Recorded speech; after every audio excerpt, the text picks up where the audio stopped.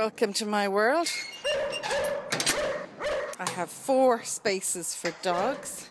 I'm arriving into the pound to see which 4 will be coming home with me.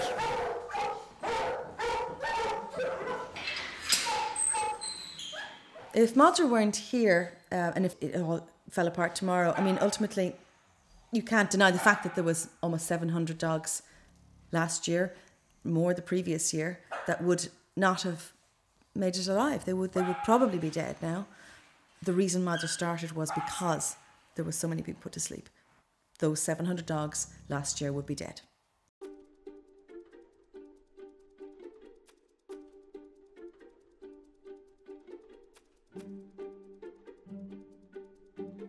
I'm a morning person, so I would start about 5:30 or 6.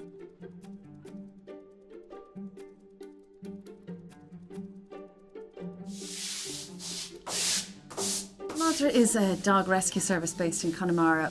We mostly deal with the local authority pounds, and we take dogs in, rehabilitate them, we get them all neutered, vaccinated, and find them new homes. Every day starts the same. The dogs all need to get out for wheeze and poos, and they all need to be fed.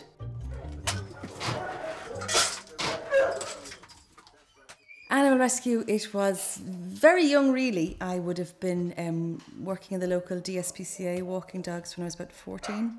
I would have grown up in an era where you were very rebellious and anti-establishment and fighting for the underdog and rock against racism. And then as my work sphere became animals, it then went to the animals that were not looked after.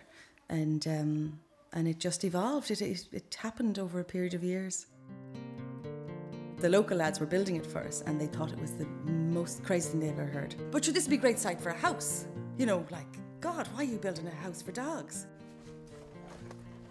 Madra isn't just me, obviously. Myself and Tara set it up together. Oh, he's a good man. Good boy. I would have been the kid on the street with the packs of dogs in the estate, running around with them. I thought I was rescuing them by running away from the dog warden when he would come to collect them all. And that would have been my introduction as a child to dog rescue.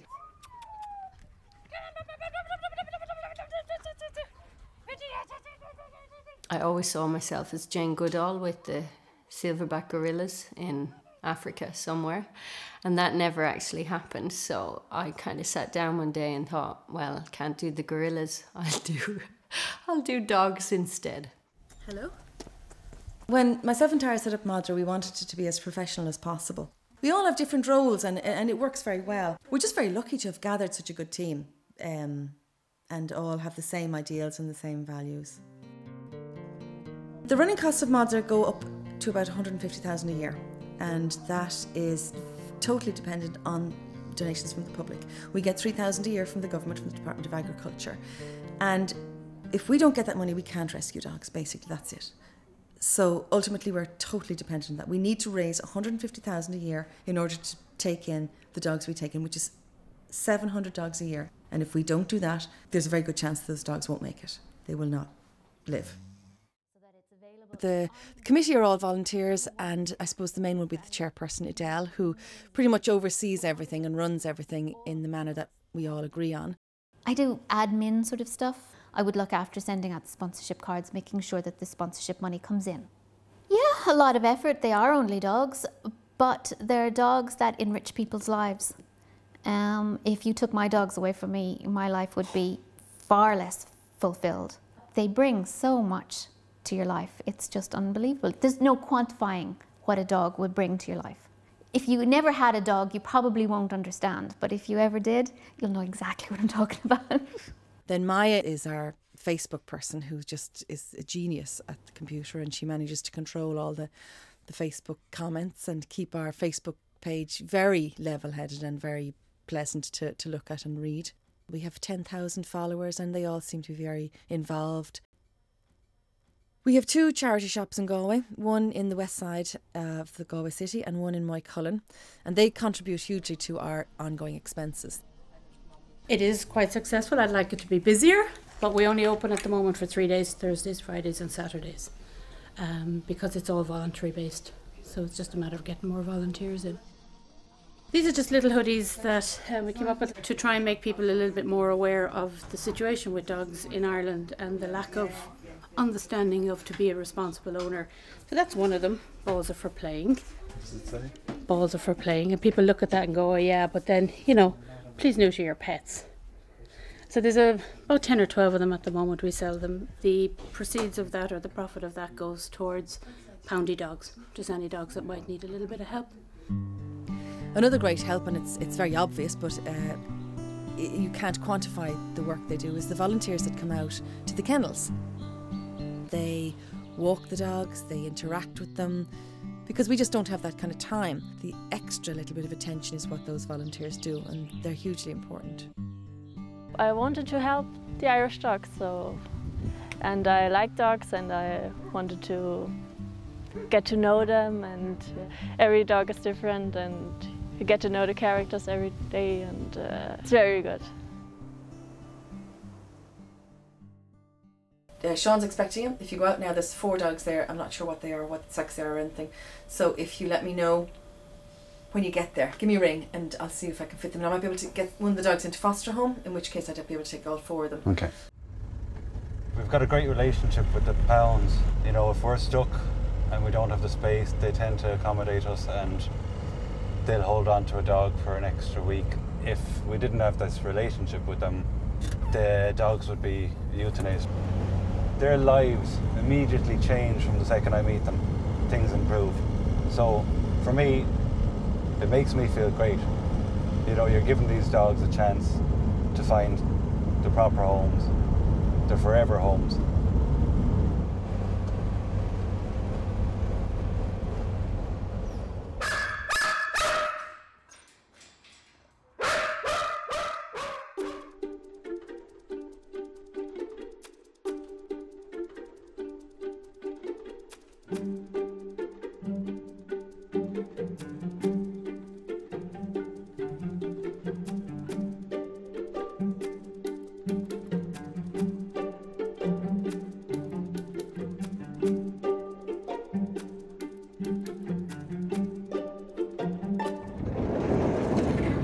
Wow, hello pretties.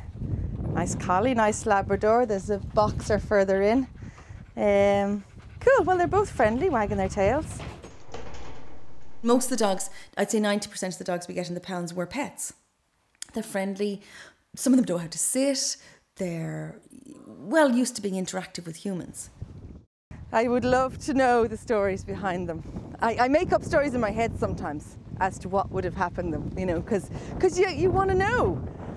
And it seems like a mystery as to how a dog like this could end up in a pound. You know, she seems well adjusted, pretty, friendly, easygoing. Seems hard to believe that her story ended with her being in a local 30 pound. Unfortunately though, not all dogs come to us in such good health. She was found in a cattle trailer.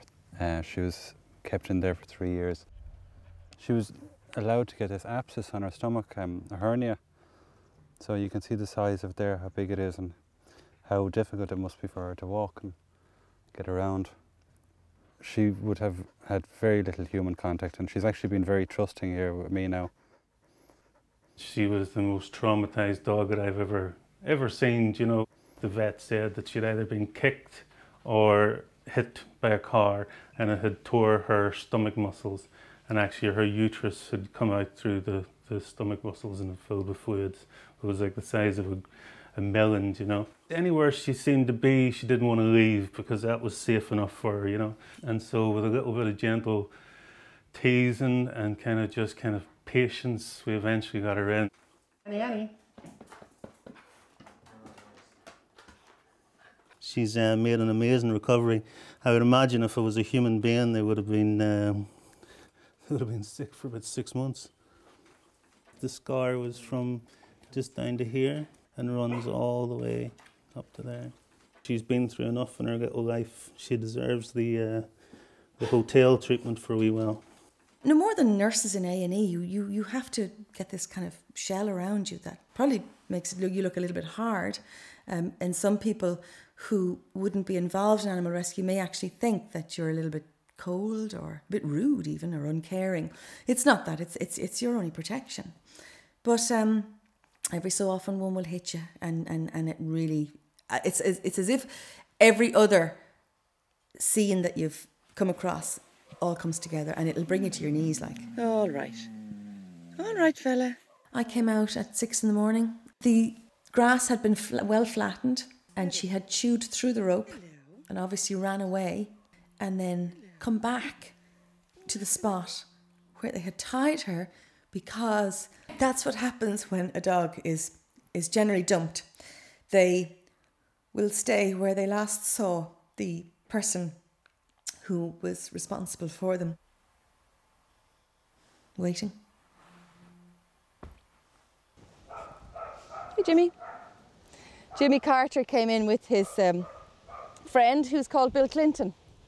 He's bouncing like a rabbit. That's not what I wanted, really. Apparently he lost his leg to a horse. He was in a fight with a horse. Maybe he was stood on or kicked or something. Yeah. Come on, Jimmy. Come on, Jimmy. This is what I thought I'd be doing when I thought about dog rescue. I thought I'd be doing this kind of stuff all the time. Rehabilitating and working with them, and I didn't realise that it's not like this at all. This is just for the camera.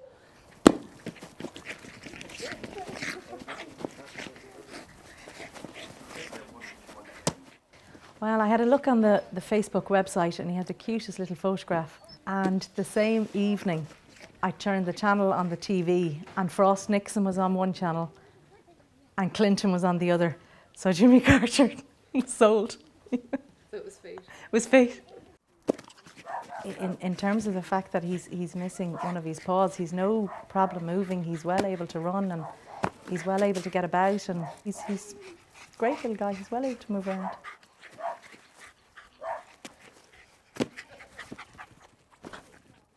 There's a woman coming to drop in 2 dogs to us. She rang us in a very emotional state. She's emigrating tomorrow. She had somebody lined up to take her 2 dogs, and it fell through at the last minute. They're 2 older dogs, and one of them is deaf, so now she has to surrender them to us. Where are you going to? Perth. Oh wow. I checked it all out. You're talking maybe €6,000 or €7,000 To bring them out? And to be honest, Lola, maybe Willow, but Lola just wouldn't last. She doesn't do well in heat at all. So how do you feel about us rehoming them separately? I prefer to just let them have a good home. Well, if we can find one, that's the problem. Do you know how grateful I am that you're taking them? I know, but I don't. Because my other option was, yeah, what? You never know what might come up. It's always possible that there's somebody out there who'll take them together. Okay. Okay, I'll pop this lady in first. Now.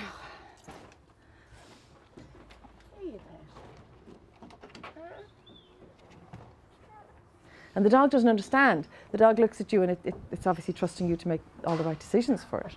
Dogs are completely at your mercy. But these 2 little oldies now, it's going to be difficult. It is going to be hard.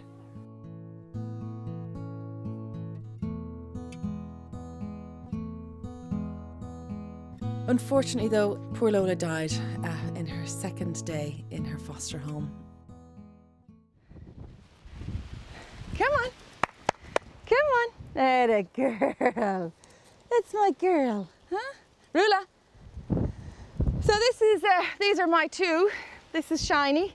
Shiny is the elder lemon. She's 18 and she thinks you've got food. That's why she's looking so intently at you. You would think I'd have enough of dogs when I'm working with them all day long, but these dogs are mine, so they're different. And people will always say, oh, they're just child substitutes, in some kind of sneering way, as if there's something wrong with that. But so what if they are? They're better behaved than a lot of children I know, and they are family. They're my family. So yeah, they're pretty special.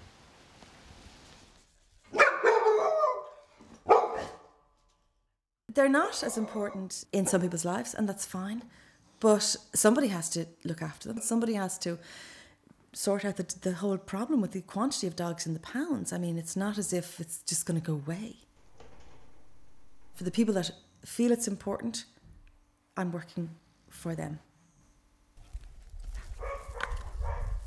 This will end for me when I feel that Madra, when this will end for me, I don't know when it will end for me actually. I thought I had an answer there and I actually don't.